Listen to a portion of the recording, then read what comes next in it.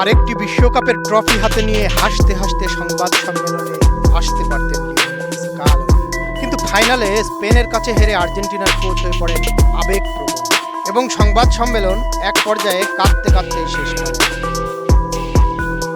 Scaloni স্বীকার করেছেন যে এই হার তাদের হৃদয়কে গভীরভাবে ক্ষতবিক্ষত করেছে।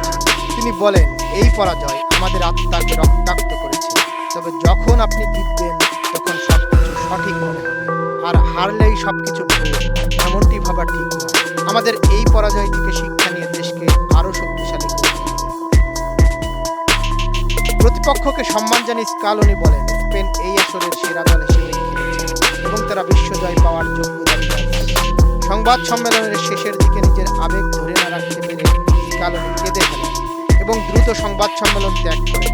এর আগে তিনি আর্জেন্টিনা দলে নিজের ভবিষ্যৎ নিয়ে কিছুটা সংশয় প্রকাশ করেছেন, তার নতুন করে চিন্তা করার বা রিসেট করার। পুরো টুর্নামেন্টে দুর্দান্ত ফর্মে থাকা সত্ত্বেও ফাইনালে লাউতারো মার্তিনেজকে 1 মিনিটের জন্য মাঠে না নামানোই বিশ্বজুড়ে ফুটবল ভক্তদের মধ্যে বড় ধরনের আলোচনা তৈরি হয়েছে। এর পেছনের মূল কারণগুলো ছিল সম্পূর্ণ কৌশলগত সিদ্ধান্ত।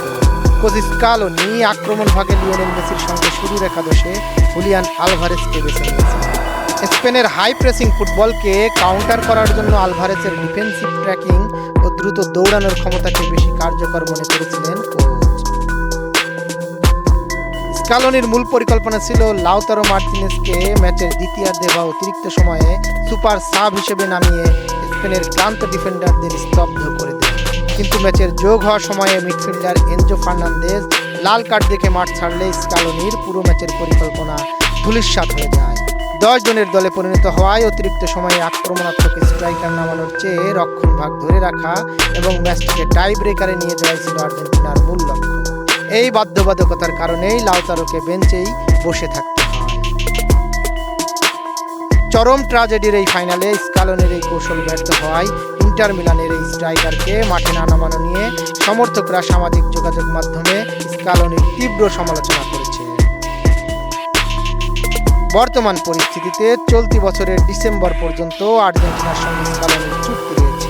তিনি স্পষ্ট করেছেন, অন্তত ওই সময় পর্যন্ত তিনি দলের কোচ হিসেবে দায়িত্ব পালন করবেন। এরপর কি হবে, ঠিক এখানেই অনিশ্চয়তা দেখা দিচ্ছে। আর্জেন্টিনার ইতিহাসে অন্যতম সফল কোচ হিসেবে নিজেকে প্রতিষ্ঠিত করেছেন স্কালোনি। সবচেয়ে বড় কথা, বিশ্বকাপের পরাজয়, জাতীয় দল থেকে লিওনেল মেসির সম্ভাব্য অবসরের গুঞ্জন, এসবের পাশাপাশি স্কালোনির বিদায় নেওয়ার বিষয়টি ঘটলে তা হয়তো আর্জেন্টিনার ফুটবলে এক ভয়াবহ বিপর্যয় ডেকে আনবে।